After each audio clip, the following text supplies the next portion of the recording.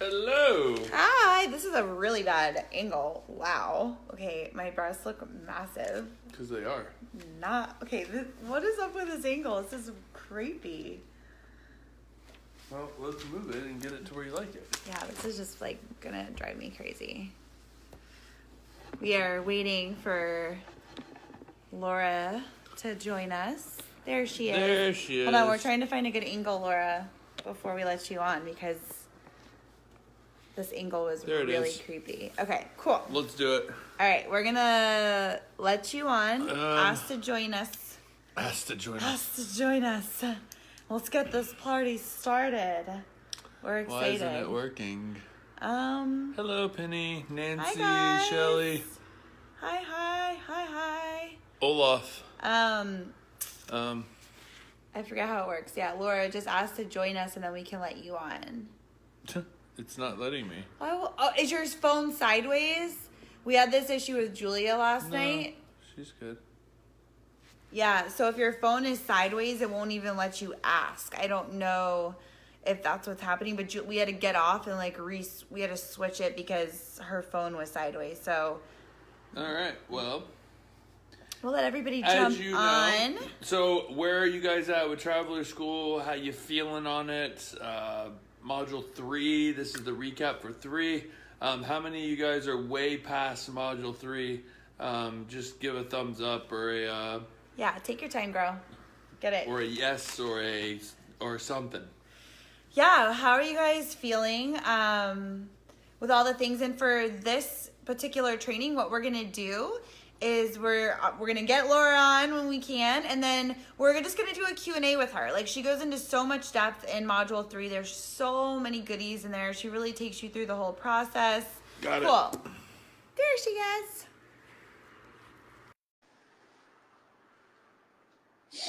Wait for it.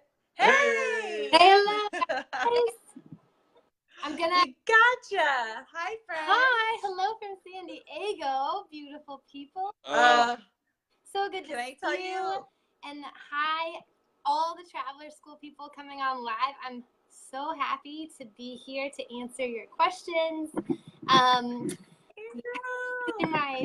You guys are my favorite people because you're in a school to learn how to do this right, and we are so excited to support you. I want to switch it over to my headphones because I can just hear you out loud. Okay. So I'm just gonna, you might see me disappear, but I'm gonna go to my settings and switch it to this. Okay, cool. Yeah, so like I was saying, we're just gonna so for all of you guys who are joining us live, you're amazing, and you guys are free to ask questions. Just post them in the comments below and we'll answer them live. If you're watching the replay, I know a lot of you guys watch the replay, you can ask questions as well, and we'll circle back around and we'll get all the questions answered.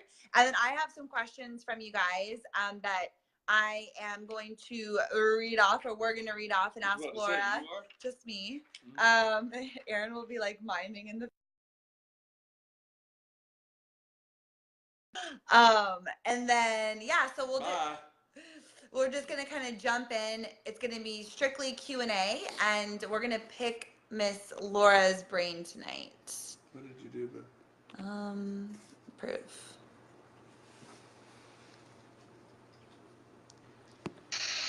Okay. Yay, we're back. good. I think it froze me on like the most awkward face ever. I was like, yay. All right. Yay for technology. I know. So are you in your new place? Oh my gosh, I am. If you can see my background, it's really messy. I'm still unpacking, but I am. Guys, my tagline has always been live your dream, and moving to San Diego has been my dream for years and years. Even when I was not done traveling, it was like back in my head, like, oh, San Diego, I'll be back. And so for those of you who don't know me, I just did this long journey from Boston to San Diego, and I drove by myself in this soccer mom van that was filled to the top. Crazy girl. But this was such a dream come true for me. So I'm still just waking up like, oh, I'm in San Diego. So it's a really cool feeling. Awesome. Hey, Chris. Oh my God. Yeah, you had that van packed up. Oh, guys, you have no idea. Oh my God. Oh, but we made it, and I turned the van back in today, so I'm officially in this adorable place in North Park. So if any of you guys come to San Diego, you can come hang out with me now in my new home. So exciting. Well, we're in Connecticut, and our gas isn't on for some reason, and it's like literally 45 degrees, and we have no heat. So we were like bundled up in our North Face jackets, like in the house, like shaking like a leaf. And they finally just came and brought us a space heater. But what's weird is I've been paying 3 months worth of gas bills. Ruh-roh. And I'm like, so who have I been paying those to? Ruh-roh. Yeah, I'm even wearing my California hat, which I got. It's stop rubbing it in. I know, right? Sorry, guys. Okay, so everyone watching right now, for the fun icebreaker, everybody put in the comments what temperature it is wherever you're at right now. I like that. Yeah. Oh, that's a good one. Yeah, yes. I'd love to know. We're currently like 45. Okay. 41. I'm bouncing around 78 and sunny, so now I get to be that annoying person that lives in San Diego and gets to say, oh, my weather's perfect. Oh my gosh. I'm so excited for you, though. I know how good that feels in your heart. It's just like, so good. So good. So warm and all the way. Shelly's rocking 79. 79 and humid. Chris is 66. 66. So guys, today I think there's some questions that you guys are going to ask me that maybe some of your students have asked you guys to pass along to me. I'm so happy, though, you guys who are on live, please feel free to write your questions as we go live here too. This is your chance to ask me anything, but in particular, my specialty is around picking the right company for you, because there are hundreds of companies to choose from, literally, and thousands of recruiters.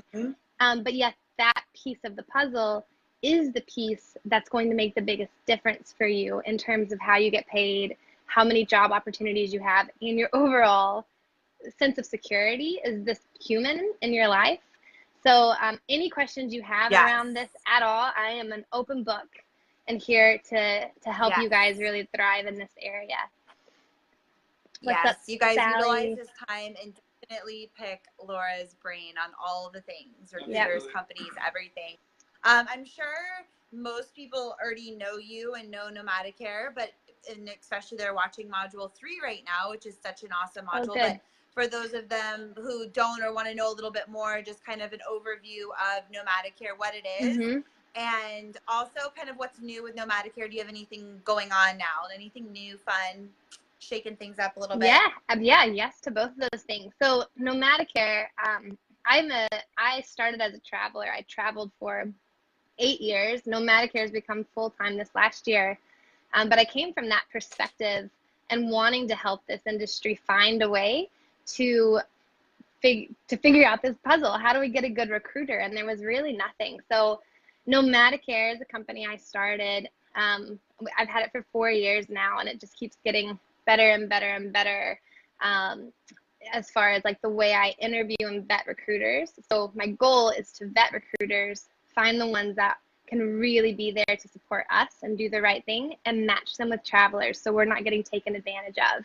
So Nomadicare is the only place right now that actually holds recruiters accountable, versus some of these big corporations will hold the company accountable to certain things. The recruiter has a lot more control than the company does in relation to us. So we hold the recruiters accountable. We interview them to become vetted by us, to be Nomadicare approved. And then for free, completely for free for you guys, you can get matched with recruiters. And we start you off with 2, so you're not overwhelmed, but you can always come back for more if they don't have the locations you want, or it's just not a perfect fit. But our whole goal is for this part of the puzzle to just be easy. So you don't have to go and interview dozens and dozens of companies. So we interview them for integrity, but as we've grown, we'll have enough companies now where you also let us know where you want to travel to. So we'll match you based on the companies that have the relationships in that area, which is also really unique for us, and the benefits. So if you're someone that's like, I have to have day one medical, no exceptions, that's my #1 priority, we'll make sure you get a company that has those benefits. So that's what we do. The big things that are coming up this next month that is really exciting is, the job boards are coming back So we beta tested them about a month and a half ago or 2 months ago. And then right before Travelers Conference, which Kim and Erran and any of you guys can attest to, the all-encompassing amount of energy that Travelers Conference takes up.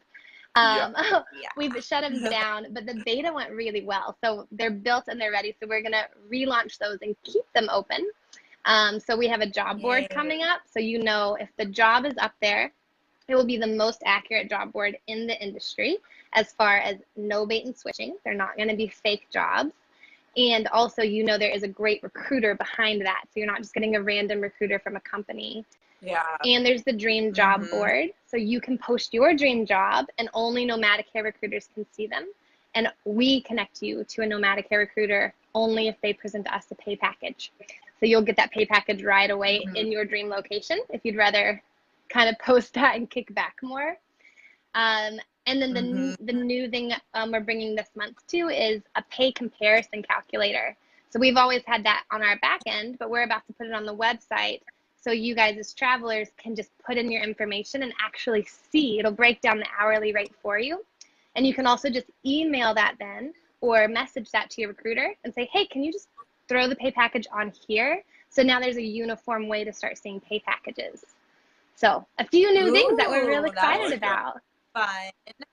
I love that. Yeah, that's awesome. That's really fun. Yeah. And I love that no matter what, because there's other job boards and other, recruiters posting about jobs all the time. And you're like, whoa, this location sounds good, but like, I'm not sure about this company or, there's all these. You're going to get. Yeah. Right. And so the coolest thing I think with what you're doing is that no matter what, if it's the dream job board, the job board, or obviously the recruiter matches, you always know that no matter what, there's a really solid, good core recruiter behind that position. And I think that's priceless because it takes all of that extra effort out. And what you guys are all learning inside Traveler School is so amazing and adds so much value. And when you're paired up with one of Laura's recruiters, they're already doing all those things. So you don't have to be like, why aren't they doing what I'm learning? Yeah, so true. I think that's a really, so true, really cool, so valuable. Christine says, Laura and her team not only walked me through how to handle a bad situation and held my recruiter accountable.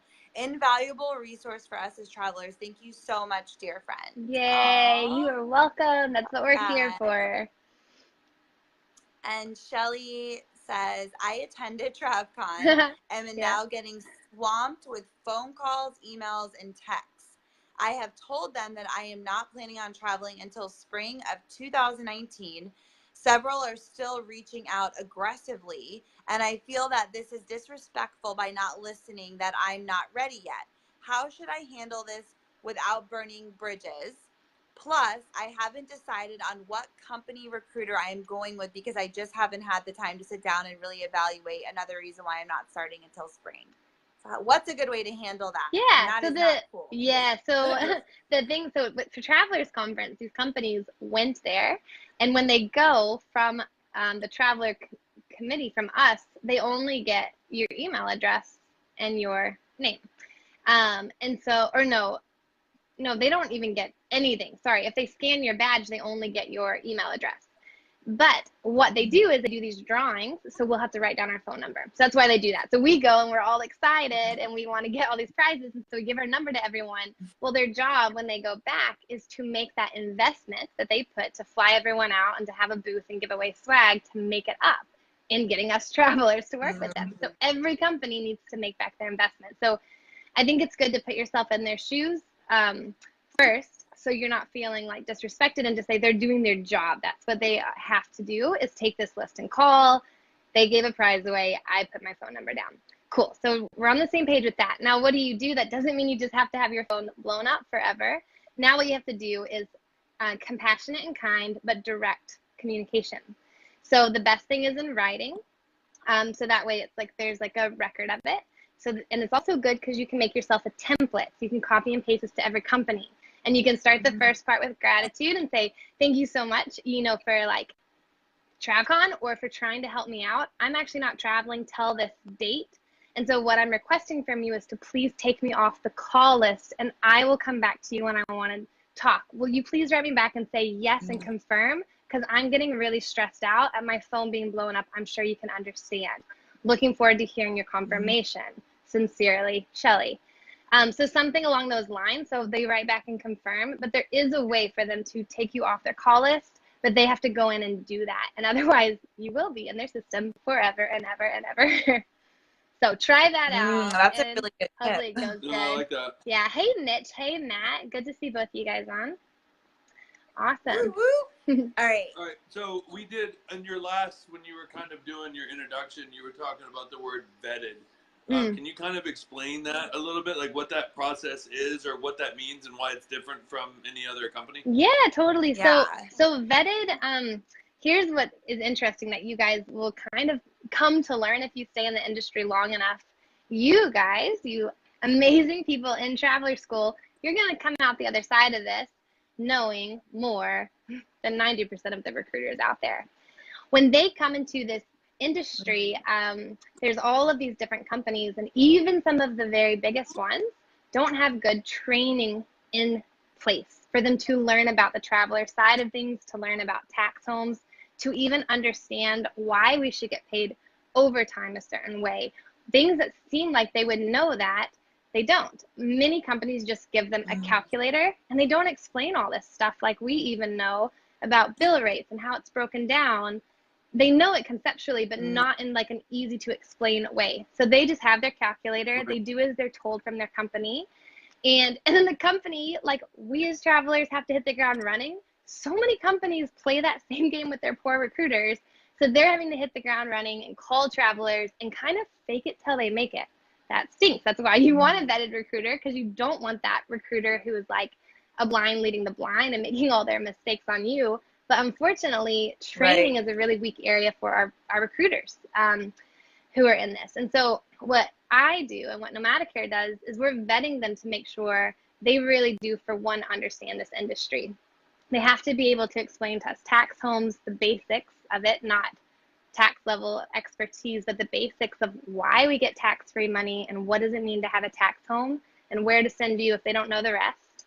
They need to understand the why behind stuff. Why should we make overtime like we do? Not because you put it in the calculator, but like break down this pay, and I have them explain it to us as if we're brand new travelers to make sure they know it and they can teach it. So a lot of it is like knowledge around the industry. And then the other part of it is there is rules to being a Nomadicare recruiter. And some of those rules means that they have time to bring on new travelers and give you the full attention. And so as a Nomadicare traveler, they have their own spreadsheet that they go through first because we require it. If they don't check off and go through the whole entire list, by the next week, they don't get more travelers the next week.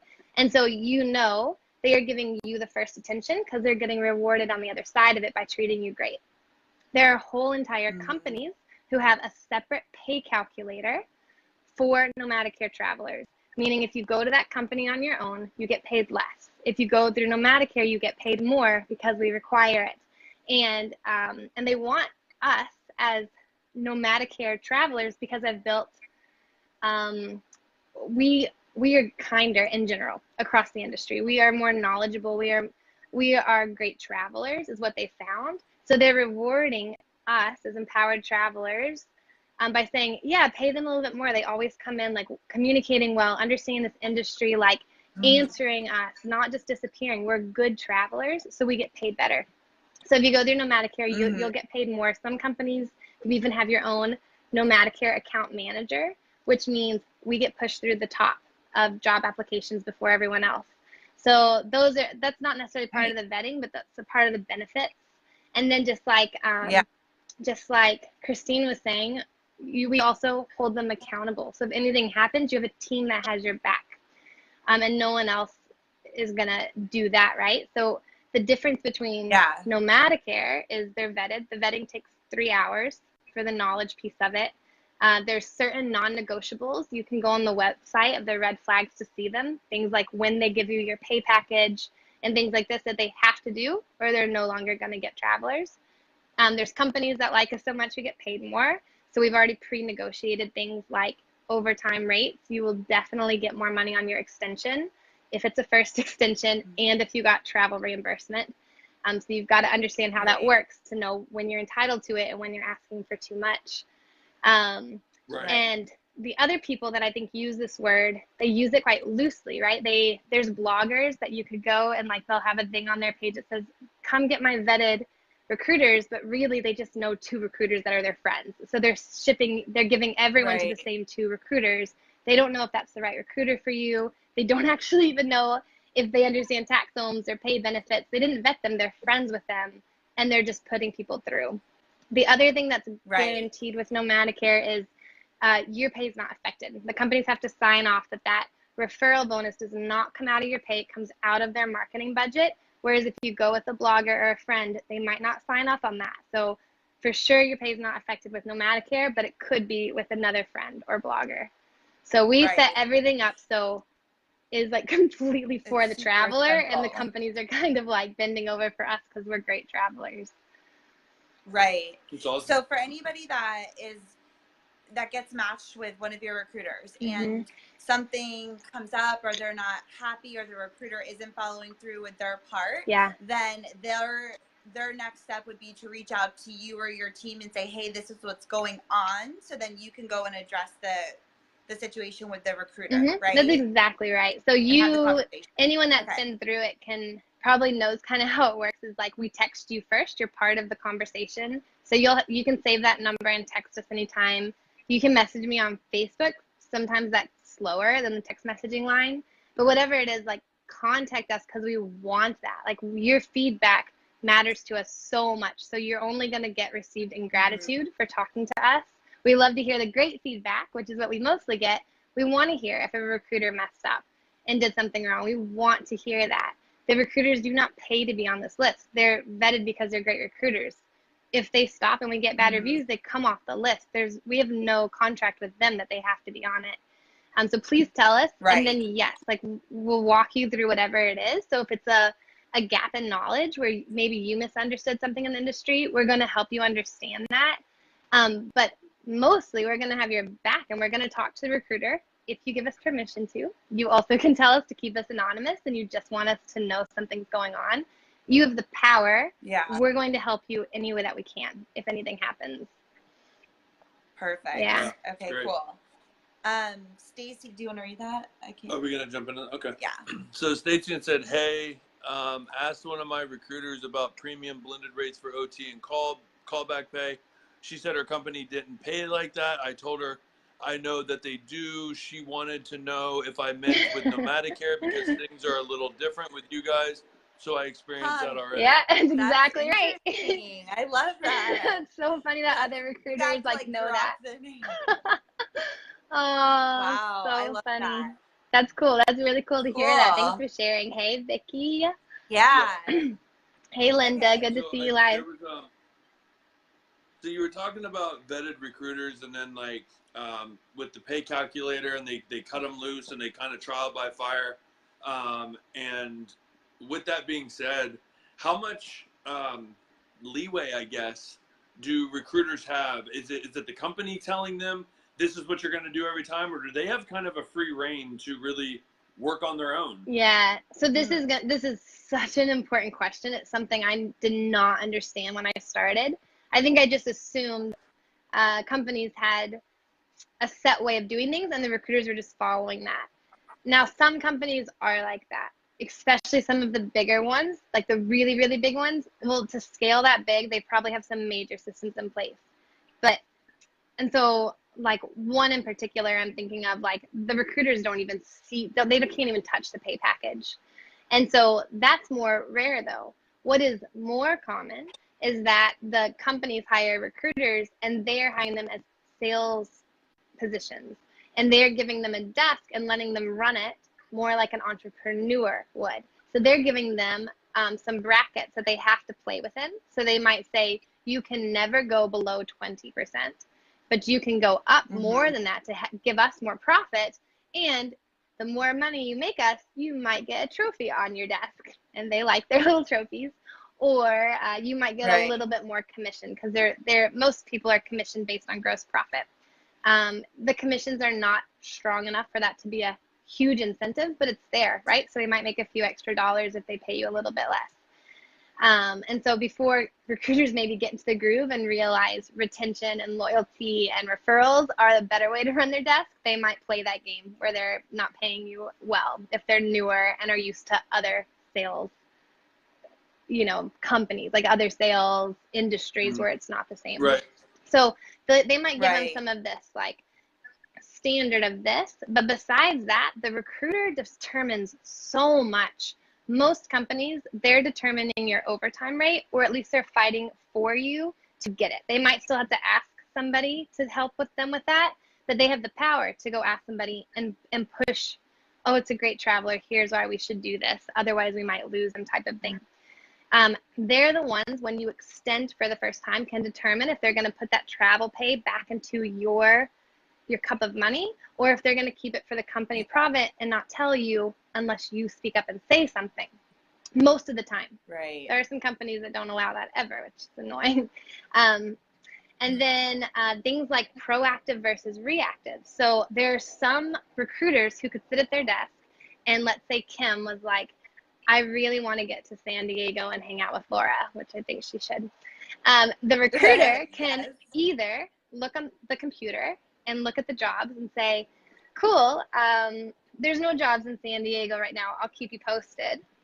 Or they can look on the computer and say, cool, there's no jobs right now, I'm going to get on the phone and start calling the hospitals I know around there and see if they're looking for someone. Proactive versus reactive.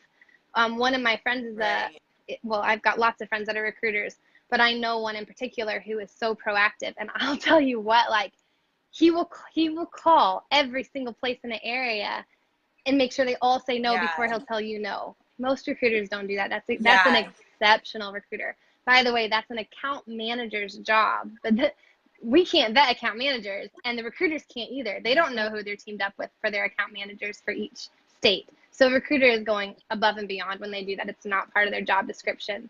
But even things, when I say proactive versus reactive, even things like teaching us, a proactive recruiter will make sure we understand our pay. We'll make sure it's broken down in a very clear way. We'll make sure we get our extension money back, or that we have a safe tax home, or at least know where to get that information, because they're proactively walking us through every step.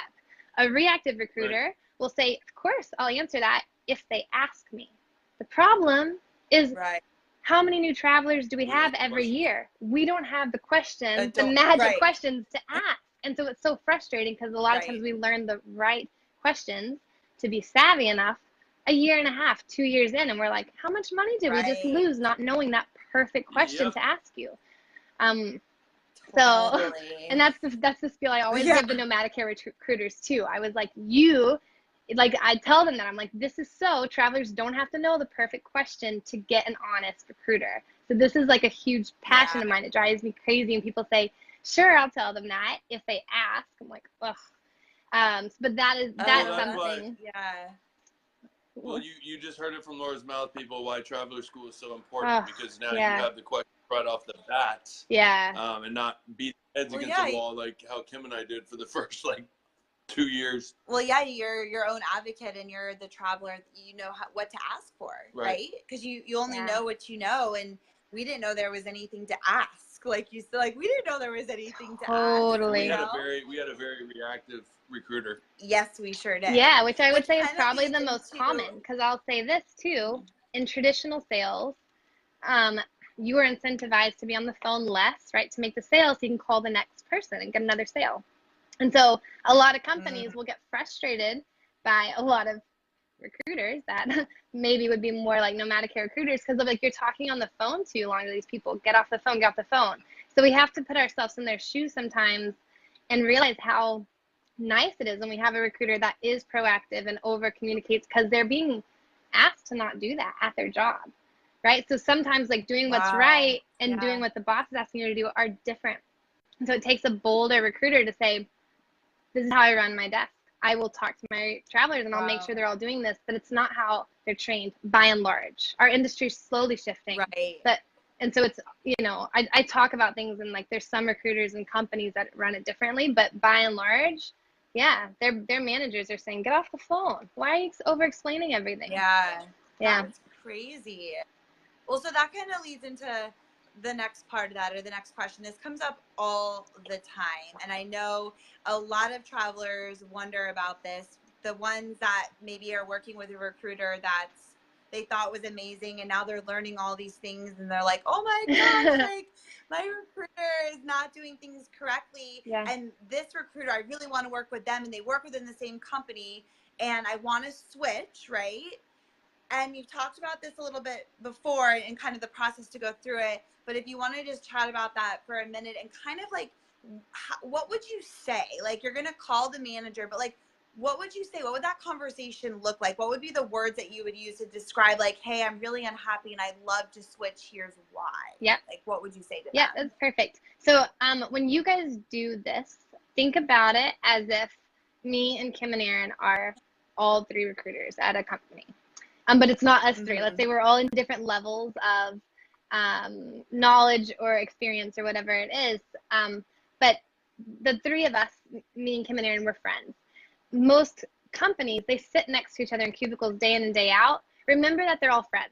So when you're asking to switch, it's like asking, you're working with me, and let's say you didn't want, you wanted to work with Kim instead, and then you have to ask me to switch, and then Kim's sitting next to me. There's an awkwardness. Right. And it's also how we get paid, right? Like, that means Kim just took my commission that I just might have spent 6 months trying to build a relationship with you, and suddenly you just heard something on a Facebook comment that said Kim's the best, and by then you're bored of me, you already know me, so you want to try Kim out. And so and so if you ask to switch, well, all that work I did, I just got paid nothing for, and then Kim gets to take over. So I think it's first, we always try to put ourselves in their shoes because it helps us know how to word things, not because we shouldn't ask for things, but it helps us have the right level of empathy of how to go into something and word it. Now, I could, let's say, like in this scenario, though, I could be a new recruiter and I'm really struggling and not doing things right. Every recruiter, good or bad, will admit there's times in their career they drop the ball a lot more. Even when they're good, something goes on. Their desk gets too full. Something happened with their family. I had a nomadic recruiter who had a child pass away recently. Holy crap, that happens? Can you imagine? All the people I've matched with her in the past are going to have a month of probably hearing from her less. Of course. They're humans, right? So every recruiter will admit they go through stages of being amazing and not as amazing. So if I'm going through a time of not as amazing, or it's just not clicking, whatever it is, and you want to switch to Kim, let's say, well, you do have to go through a manager above both of us typically. And so what you'll do is call in and talk to the manager. And the best thing to do is to be kind and clear.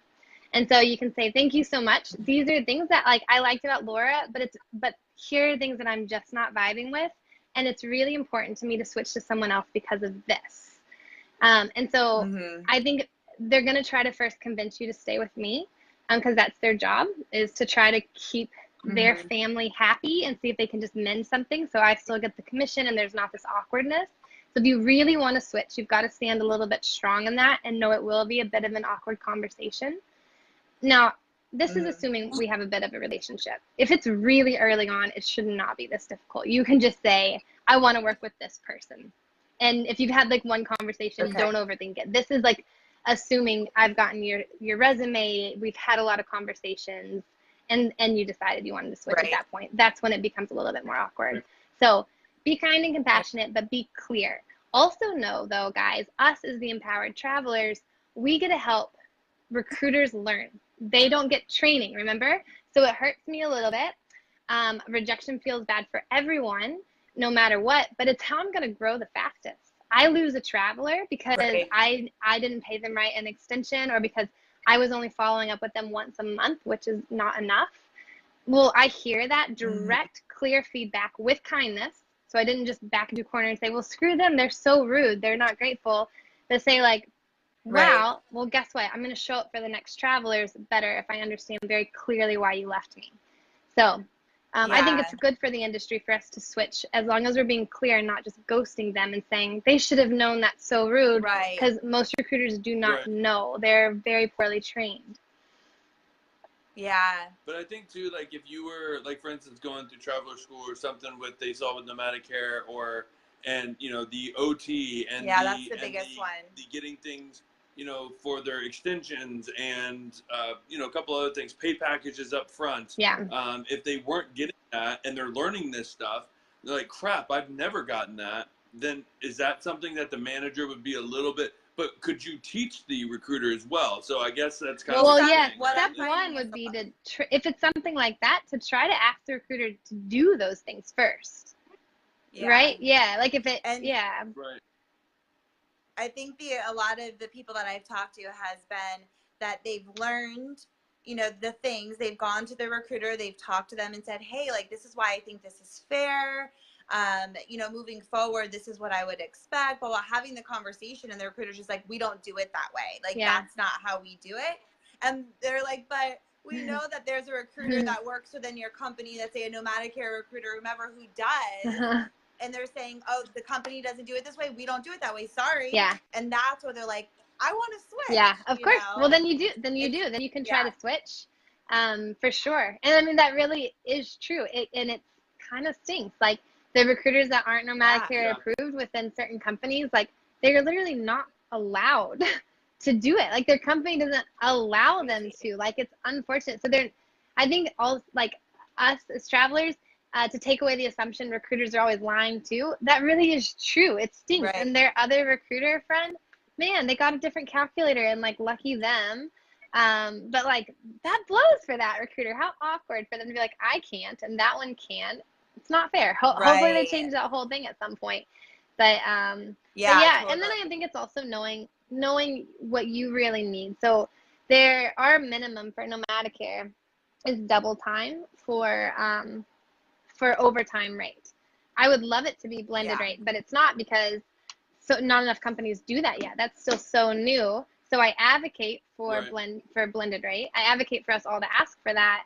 But our minimum is double time, which is great because before that, so many companies were doing 1.5. So we're helping the industry get better and better. Totally. What was I going to say about? I had a point to that though. Oh, this is it. So, but a lot of those companies that pay the double time are companies I really am happy to have though, because they spend a lot of their money in sales for clients. What that means for us is they have a lot more direct jobs. So if your priority is location, it might be worth it to you to still be with the company that pays double time because you'll have a lot more job opportunities. Unless you're someone who says, okay, but my why is to like pay off my student loans and I know, or save up for this thing. And I know I'm someone that will work overtime like crazy. Well, then it makes more sense to be with someone who will pay blended rate or more, but then you'll have less locations. So sometimes we teach things, but then when we go out to all the companies, we can't get exactly everything that's ideal, but just making sure it's right for you with what you're doing in that next step is what's more important. Because companies are still baby stepping their way to this win-win, but nobody, me, Kim, Erran, nobody has the power to change it all. But we'll just do a little, what we can as we slowly raise it up. Right. Mm-hmm. Baby steps for sure. Okay, Joanna. Well, it's Scott and Joanna, but I feel like it's Joanna. I'm getting Joanna vibes. I know. I have a question about account managers. How does that work with communication? Do we as travelers communicate with account managers often?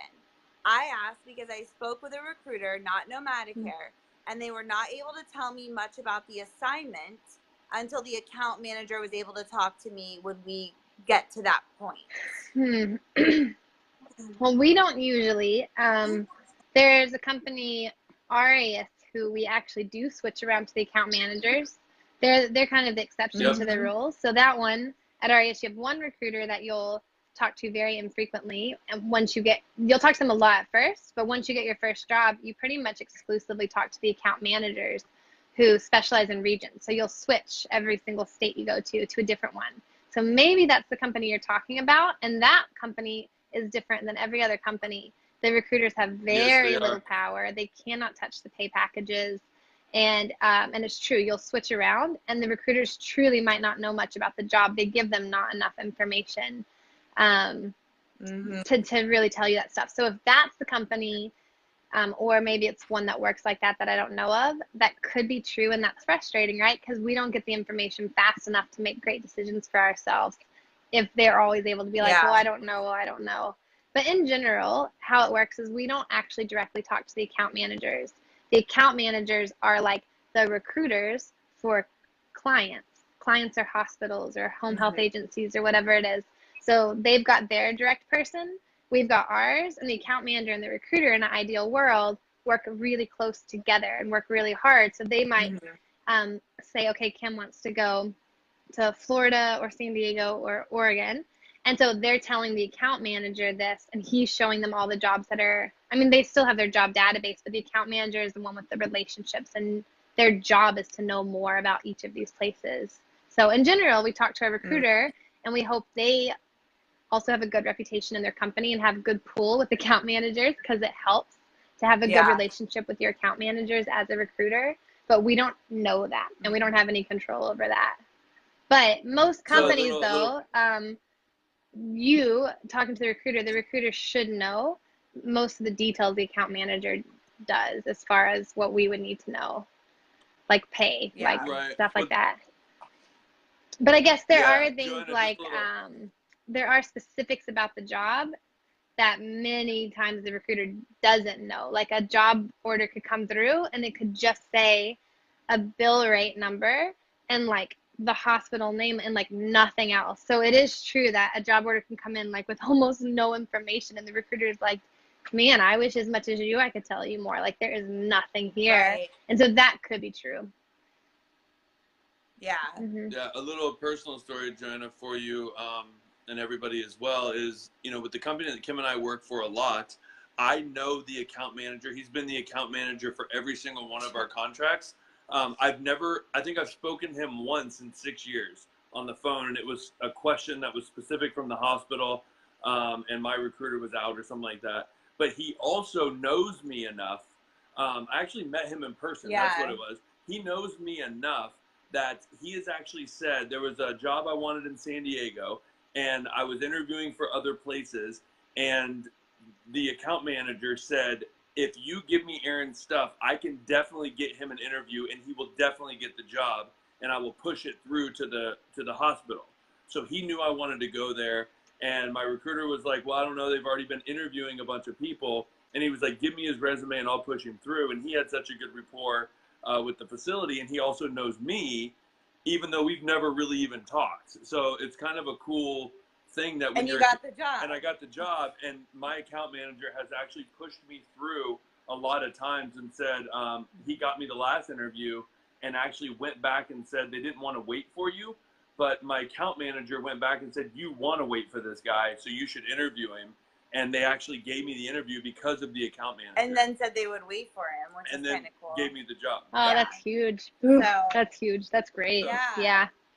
I feel like the account managers are like the hustlers in the background. Like they're like the ones doing all like they're stereotypically we don't see them. Yeah, stereotypically they're a lot more direct, and they are more of that like hustle personality, because on the other side, it's not like talking to a traveler. Talking to the hospitals is a different world. So stereotypically they're quite a different personality than the people that typically are recruiters talking to us, and they need to be different personalities. So yeah. 100%. I mean, I was at Sanford Children's, and this guy walks up. He goes, "Hi, I'm Jay," and I was like, "I have no idea who you are." And he was like, "You're account manager," and I was like, "Oh my god!" Like, wow, like that's awesome. Okay, I have another scenario type question, because I think it's helpful for people to hear a process of how the conversation will go and how you would work through situations that come up. At least I know that's what helps me get through things.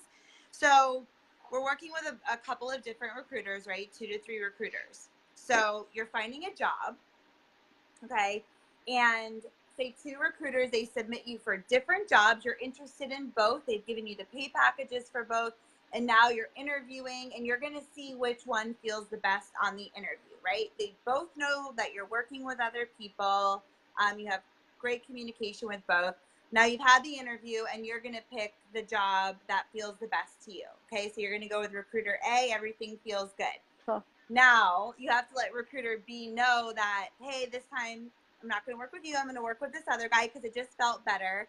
And we'll circle around next time and see what you got going on. But I know there's nerves where you're like, I don't want to hurt their feelings. Are they going to be mad at me?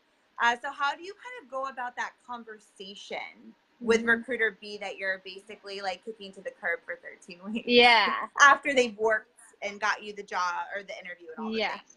I think the very best thing to do is feel really scared and then just don't talk to them at all because it's probably too awkward. That's like a recruiter's favorite thing. Totally like be like, oh my God, I don't know how to tell them they've worked so hard. I just am gonna ignore their calls now. That's what recruiters want in us for sure. No, this is so normal. So first of all, yay, that's best case scenario when we have multiple interviews going on at once and you're communicating well. So yay to that if that's happening for you. And then B, empower travelers. Yes. And it's so important and great to work with 2 or 3 recruiters. Great recruiters who are not scarcity mindset, they don't care. Like they know you come back around. They know this is how it works. They know that's how they would tell their best friend to do it. So this is really normal. You as an empowered traveler, you already had that conversation with them at the beginning, in the middle. They knew you're being submitted to other places. They're not going to be shocked because you communicated well the whole way. So now it's just that final email to let them know your decision. And you guys can go down. I have an email template guide that's called like the breakup guide, the happy breakup guide, that you can literally copy and paste templates in and then change it. But it's going to be, and you guys can probably already guess what I'll say, start everything with gratitude and kindness and then be direct. And so, so just give them a lot of gratitude because recruiters do work very hard, probably harder than most of us will ever realize for the work-life balance, how many evenings they have to work, how many of them have young kids and they work weekends to talk to us on our schedule. They work really, really hard and they get paid very little at the very first few years. So I think gratitude first goes such a long way. So just directly saying like, God, I appreciate how much work you put into this and that you did this and this. It's been such a joy. And then just let them know. Be like, I want to let you know, like this, I took a job with another company because it was a great fit. But I want you to know I'm not going anywhere. You're going to have just the same chance next time for the next 13 weeks. And I'll send you pictures on my adventures. I can't wait to talk again soon. Yeah.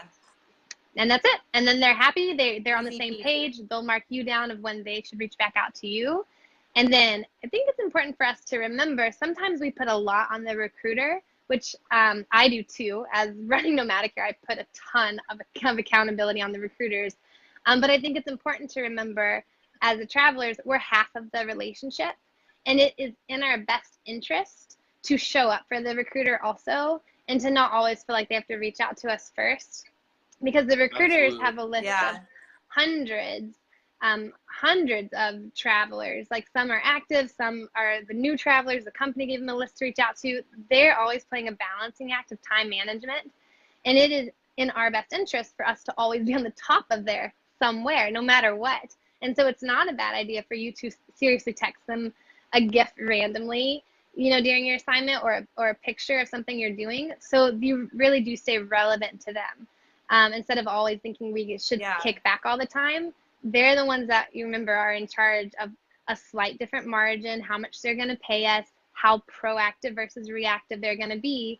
And people typically treat people better and give them that little bit of extra, or fight the management a little bit harder to give us that more when the management's saying no, when they like us. And they like us because we show up with gratitude and as a real human. So instead of treating them transactional, treating them like a human, while we know our boundaries because we do stuff like traveler school. So we know when we're getting taken advantage of, so we don't have to show up defensive, because if they do that, we just know that's our boundary. We don't work with people that do X, Y, and Z. But because we know that, we don't have to go in with our walls up, because we know when they're taking advantage of us. So we can just enjoy the relationship. And I think a lot of travelers go in with their walls up because they hear all these stories on Facebook and different things, and they don't know when they're getting taken advantage of. So they feel like, well, then I'm gonna act defensive, or like always feel like I'm being taken advantage of, because I don't know when that's happening or not. I just know I hear stories. But we do know, you guys do know from traveler school, so you can go in and just love the relationship part of it. And then if something does go across that boundary, cool. You still be yourself, grateful, kind, and say no, and set a boundary. Yeah, totally. Okay. What's your favorite, like what's a good gift to send a recruiter? Like, do you So have any kind of go-to little gifts? I think so I think it's sweet to send them like, I think I love coffee, and coffee is a cheap gift card. So I think one, if you're gonna send them like a gift, a coffee gift card is nice. And I think when someone does that and sends like a $10 gift card to coffee or whatever it is, you're gonna make that money back exponentially. Like what they're gonna pay you on the next one, you're gonna get more than $10 more back. Like a margin going from 22% to 20 is a lot of money. So don't be afraid, especially if you just have 2 recruiters or 3 recruiters, to send them like little things.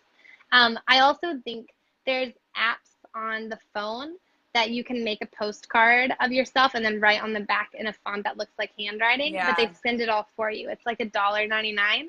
But on the front side, you can put a picture of yourself on the adventures. Now, why is that cool? These recruiters are sitting in a cubicle all day, and what a lot of them do is tape up pictures that their travelers send them. Well, you're going to be on the front of their mind if there's pictures of you on their wall. They're literally going to see you.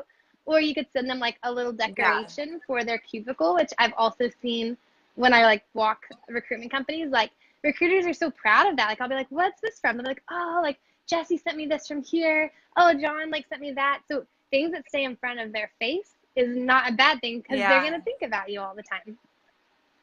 Yeah, totally. I love that. We have on our list to get that postcard app. Like every time we talk to you, like, we're going to get it. Yeah. Like, we still have it. I love that app. Good idea. I love that. Yeah. It's fun. Yeah.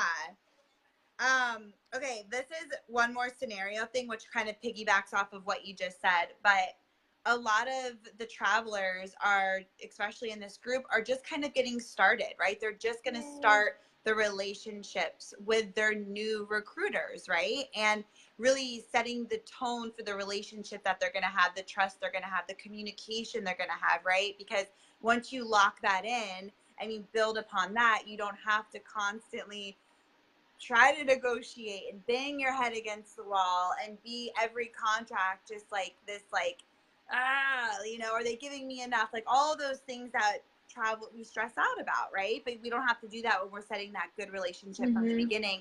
So for a new traveler who's just, they've got their brand new recruiters, they're just kind of building, what kind of a conversation do you want to have from the beginning to set that tone of just like, hey, I'm going to be there for you. You can trust me. I'm always going to communicate with you. I'm going to be an amazing traveler and show up and really make a good name for the company, right? And I'm going to trust that you're always going to pay me the most money you can, and you're going to have my back, and you're going to work hard for me. Kind of having that conversation, setting the tone from the get-go. Like, how would you kind of start that? Or like, what would you say? Yeah, I love this. This is making me think I should write a blog about that. I have so many blogs that I make for the intention of travelers being able to share them with their recruiters, because it's nice to have that buffer. So I have one for like overtime rates and stuff like that. So I'm like, I should have one with like the first questions to ask. I do have one that's similar to that, because then you can be, I think the best thing is to, and the reason I say that is because I'm imagining myself as a recruiter. And if someone came to me that was an empowered traveler, which we are, but the first conversation ended up being like, do you do this? Do you do this? Do you do this? I, as a recruiter, am going to start feeling defensive, right? Like if it comes across that way. And so I think, I think the first step before you get to the list of questions is to get a little bit of that bonding. So let them hear your excitement. Tell them where you want to go, how excited you are, that you've been dreaming of this. And tell them that you've heard through the grapevine that their jobs are really hard and a lot of work. So up front, you want to say like, thank you for helping you fulfill your dream. And then let them know this call is really just to see if we're a good fit for each other. Like, I understand your job's hard. I don't want to waste your time. And like, I have very clear goals for myself. So I just want to find the right recruiters to stick with. And so now you've set the stage, you've built a little bit of rapport, not long, right? That can take 120 seconds, like 2 minutes, just to ask a simple question and then tell them a little bit of your excitement and then validate them a little bit. And then be like, is it okay? I have 5 questions to ask you, that these are like the things that are really important to me. Is it okay if I just like ask you these 5 and make sure we're on the same page? And if we're not, no hard feelings, but these are what's most important to me. And so then you can go through your 5. It could be, if you know you're someone that works a lot of overtime rate, it can be overtime rate. I would say definitely make sure you're at least getting double. It's hard for me to even say you should ever work with a company that's still paying just 1.5. They'd have to have like the best direct contracts for that. So at least make sure you're getting double, because that's a company that's like baby stepping their way with us to more win-win. That's still really new in our industry. The industry for a long time was 1.5, the taxable rate across the board. So double is still within the last year new and good. Blended is great, right? But this is really new for us to be asking for this as travelers. So it's just good to know that for however long this industry's been around, we've never asked for that before. So this is new for companies to get this. So we need to appreciate the companies that are doing it. So overtime rate could be one of yours. And alongside that goes like anything with pay, the call-in rates or the extra time, whatever is important to you for that, you can ask that. Extension. So these are things you can ask up front. I do with Nomadicare. If they're going to pay you more if you do an extension for the first time. But you can also let them know that you understand the industry and be like, I know if I extend more than once, there won't be more money. And I also know that if I didn't ask for travel reimbursement, there might not be more money. But if I got a travel reimbursement, that money will go back into it. So they'll be like, dang, this person knows what they're talking about. That you want to definitely say up front, you're going to be working with 3 recruiters and that you're committed to communicating well with all of them. So you expect them to, for one, be totally cool with that, but for 2, never submit you without your explicit approval. So that should be a duh, but it's so important for us to say things out loud and not assume anything. So that could be one of them. Right. What else am I missing? There's so many. I'm just blanking in this dark room. Have you noticed how my room just got like midnight dark? Well, I was actually gonna say, are you trying to do like a Halloween? I know, theme? it feels like now it's just my computer screen like lighting me. Light. I know, it's kind of creepy. I need to like tell a ghost story next. I know. Well, you can go. I'm just blanking because I'm just talking, but you can also go on Nomadicare. I have a blog post that's one of my favorites. That's the red. We can post it below too. That's the red flags to look out for recruiters. That can help you. It's in the module. Oh, good. It's in module 3 too. Go inside of Traveler School and look up the red flags. So that can help you come up with your 5. Yeah. Yeah. And you can ask them things like, how often would I expect to hear from you? I like people that way over communicate with me. But some recruiters like will say, I'll talk to you every month. That would not be enough for me. Maybe it's enough for you. So I think you got to know what you really want. But then I think if you present it in that communication style and they kind of give you permission, so they're not like, when is this list of questions going to be over? You can be like, I've got 5. They're super important to me. Is it cool if I ask you? Of course they're going to say yes.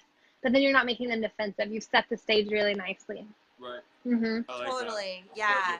And then that sets the tone for the entire Oh my gosh. relationship. It's a first impression. Yeah. Everybody's on the same page. Yeah. And then you can just move forward and actually begin to enjoy the experience. It's so lighthearted going into like every contract. You're like, we've already had this discussion. Like, we know, like we're on the same page, and now we're just building an amazing relationship. Yeah. And that's what's like, and you can, I mean, if you want to, and especially if the things are money related, it's not a bad idea after the call to send an email and say, oh my God, what an awesome call that was. You were so fun to talk to. Absolutely. Just to reiterate, here's the things that we kind of like came to an agreement about, which is great. And I'm looking forward to it. I'll send you my resume next. But you could list those things. So if they said verbally to you, I will pay double time or blended rate, or I will put the money back in extension. Well, you have it written out. Now that's just nice where if you're working with them and it's like a year later and something awkward comes up, you can be like, hey, yo, you said, and they'll be like, all right, yeah, I did. Yeah, totally. I love that. That's a good tip. Cool. Chris says my recruiter checks in damn near daily. Wow, that's awesome. Good. My guy rocks. That's awesome. Yeah, if say, that's what you want. Shelly, I actually went and typed in postcard apps under the search of like apps, and tons popped up. So I think you'd have to kind of like figure out which one's best for you. Do you know the name of the app, Laura? Not off the top of my head, but it's on my phone, so I can't even look. Because I'm talking to you guys. Yeah. There is a few, though. I have 2 on my phone that I love. I can't remember the name of them. Just look. The ones I like the I'm most sure, are like, I any would always, be I'm a awesome. font person. So I put whatever picture on the front. I just like the ones that have the coolest font for the handwriting on the back. That's what I always look for. I love love font too. that. Yeah. Christine said Laura's attitude of gratitude while being educated and confident is key. I love that. Yeah. Attitude of gratitude while being educated and confident. Hey, I'm That's gonna like take you need that. to, like, That's like put a, that on a shirt. I know, Christine, you're hired. You can be my new branding expert. That's like a tattoo. That's a that. tattoo. That's That'd be really a good. huge tattoo. Where am I gonna put that one? Right? You know where? I know exactly. Just like Sean T did with his speech where he had On the where was attitude, Oh, gratitude, confident. Yeah, it was good. I love that. There you like go. skinny arm. You would go all the way around. I feel like you could totally rock like a sleeve. Oh For sure. Yeah, you God, no way.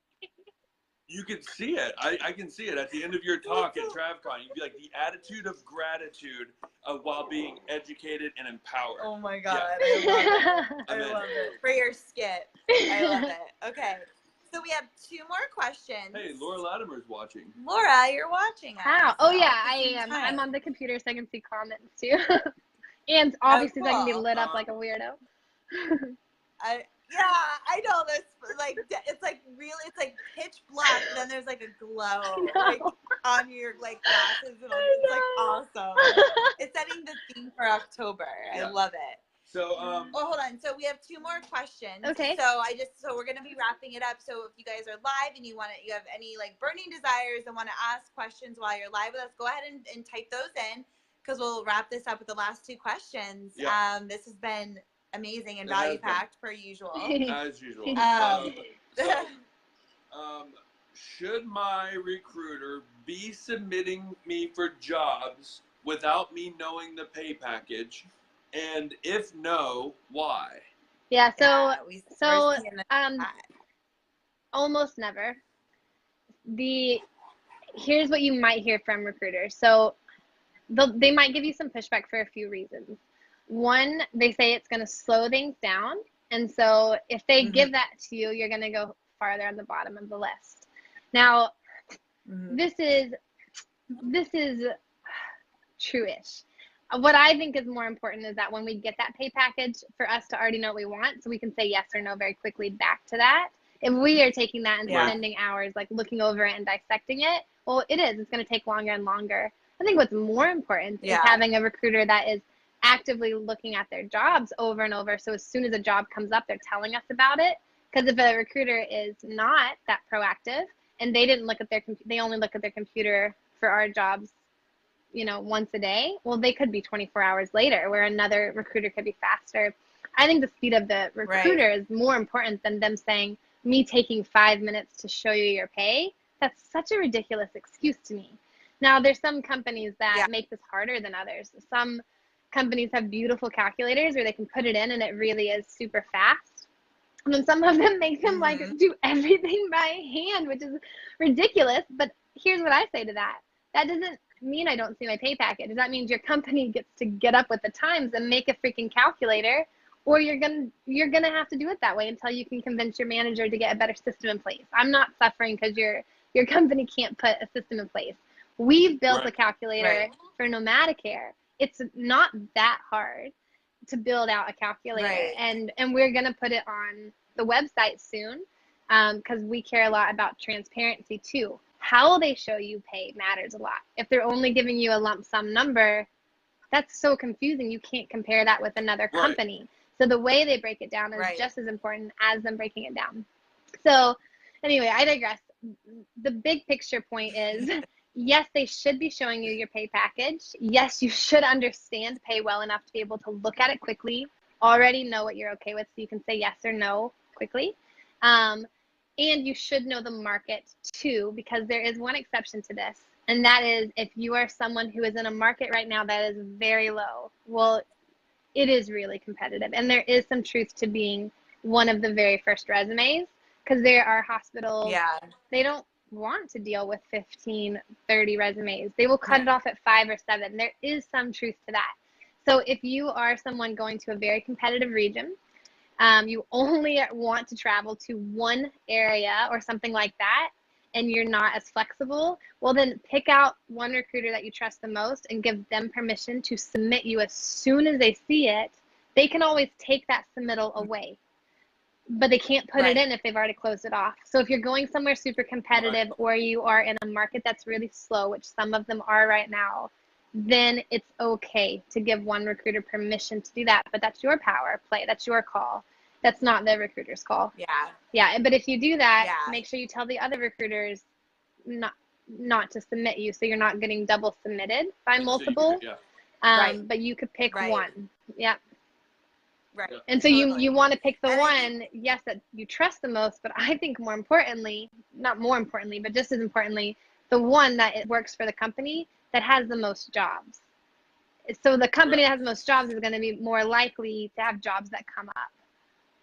Yeah. Totally. And I think that's important too, because the why is you want to make sure before you're getting submitted for an interview too, that everything feels good, the pay feels good, you already know the hours, kind of the job description of what you're going to be getting into. So when you get on that interview and the interview goes well and they answer your questions and it feels like a good fit for you and a good fit for them, then you can go ahead and move forward and let them know that you're interested, instead of getting on an interview and wasting time and then, or being excited about it and circling back and the recruiter's like, oh, you know, the pay package is, you know, $900 a week or something. And you're like, oh no, this isn't gonna work. Well, right, you know? Because I love that on my interview, and we give this to you guys in travel school next module during interview on actually like how to seal the deal on the interview and really leave the phone knowing that like I have that offer if I want it. And just if you know the pay package going into it, that is very helpful with that to be able to seal that, or even let a facility know, you know, thank you, like you guys can move on to another traveler. You know? Yeah. So you're not wasting anybody's time. Totally. Yeah. Stacey says, great, thanks. I have some changes I'm trying to make. Have some great advice tonight on how to move forward. Thanks. Yay. That's awesome. Thanks for joining us. That's great. I know. Thank you guys for being with us live. Mitch, hi Mitch. He says, I got matched up this week with two great nomadic care recruiters. One was a 30-minute conversation, and she keeps communicating about my reference issues. The other was over an hour-long conversation. I'm happy with both. I feel it's going to be hard letting one down because when I take my first assignment. Thanks to Kim and Erran and Laura and her nomadic hair team. Woo! Yay! Yay! That's awesome. That's so good to hear that, Mitch. Yay!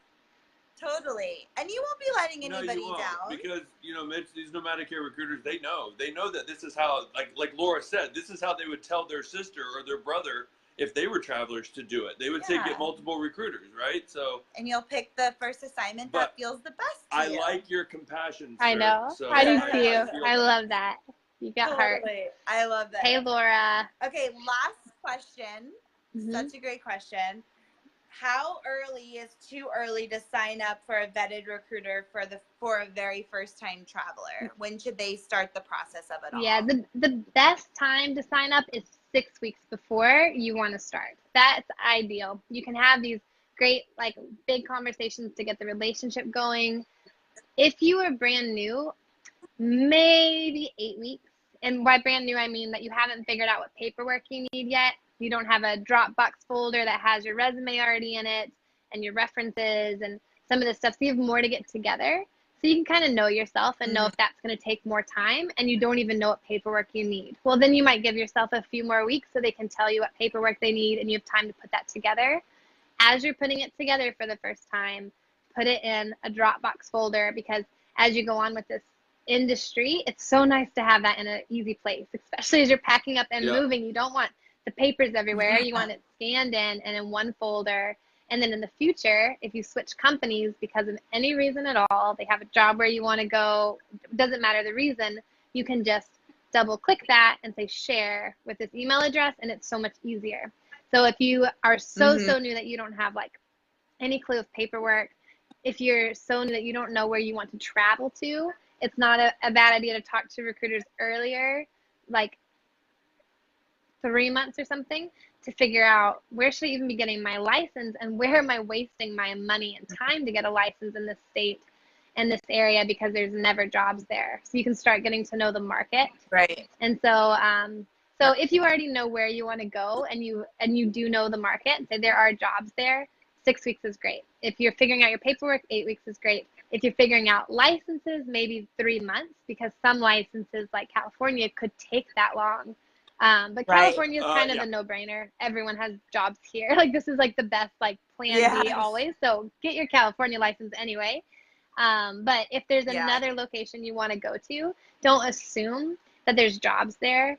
You could get matched with Nomadicare and talk to them and say, what does the market look like here? Should I start getting my license there? And they'll be honest with you.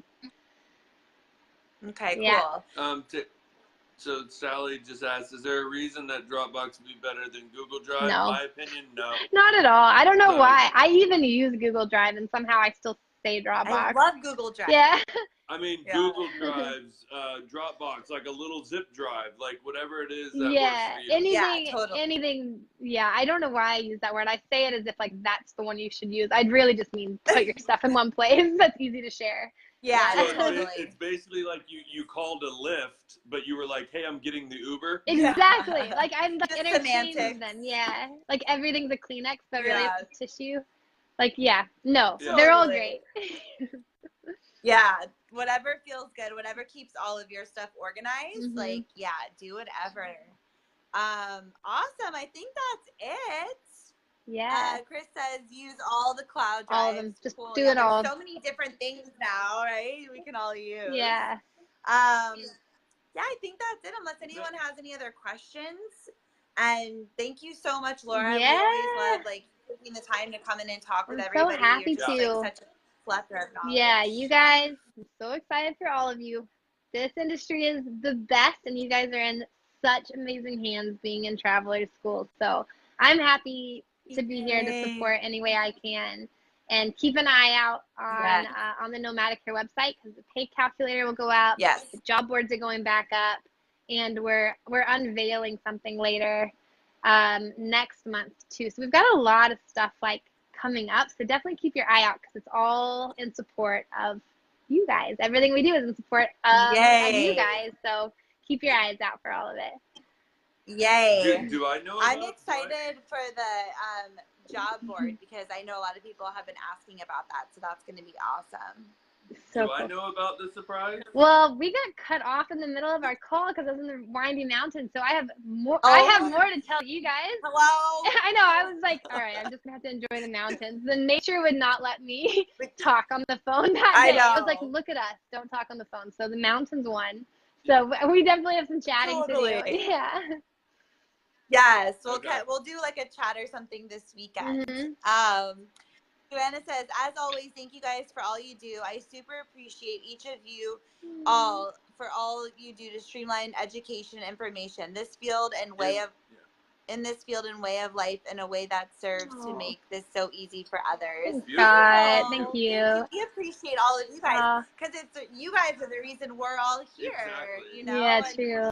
We just appreciate all of you guys. Oh, Tracy is on. Hey, Tracy girl. Tracy, I miss you. I feel like we haven't seen you or Pistol in forever. Sally says, I always love hearing you, Laura. So bright and cheery and encouraging. Thank you, Sally. That's so nice. Shelly included me this time. Thanks, guys, gals, and guys. Y'all are so helpful and supportive. Enjoy your new life in San Diego, Laura. Yeah, oh my gosh. Sure will. Thank you. Oh, Chris is saying job board ? Yeah. If you missed it, Laura is going. I'll let you say it. Yeah. Yeah, the job board is special for Nomadicare. There's 2 job boards that'll go back up. We've already beta tested them. One's the hot job board, so it's guaranteed to be current jobs from vetted recruiters in all the specialties. So that's going to go back up. And then there's the dream job board, which is a reverse job board. So you can post your job desires. And if there's a job that fits that exact description, our Nomadicare recruiters can submit a pay package to us. And if it checks it off, we'll pass it along to you. So you can find jobs that way also. So that's going back so up stay here. on the Probably in lookout the for next that. 2 weeks, those will go back up. So just keep your eye out. That's awesome. Yeah. Yeah, and as soon as it goes live, just make sure you post in the group just so everybody knows it's up and running and ready to roll. Good. I sure will. Yeah. And the job boards have like the pay package breakdown on them, right? Oh yeah, my whole thing is transparency. So you will not find a more transparent job board because we don't do things halfway at Nomadic here, that's for sure. So they're going to be beautifully broken down for you guys to look at. Well, Totally. Yeah. See, that's awesome because that's what we're talking about. But it's also great for you guys to know that you can go in and see what pay packages are all about in your profession and see what the different areas are offering and really get a gauge of what money is out there for you. So using Laura's job board, because she is so transparent and honest and the integrity that goes into it, then, you know, it's a really great way for you guys to really get some comparisons as well. Totally. Yeah. All right, guys. Well, we're going to wrap it up. And you guys have an awesome night. We'll see you next week, per usual. Always feel free to ask any questions. Replayers ask questions. Just tag us so we know and we can answer all your questions. And that's it. Thank you, guys. Thank you, Laura. Yeah. We'll see you guys later. Good night, everyone. Good night. I can never figure out how to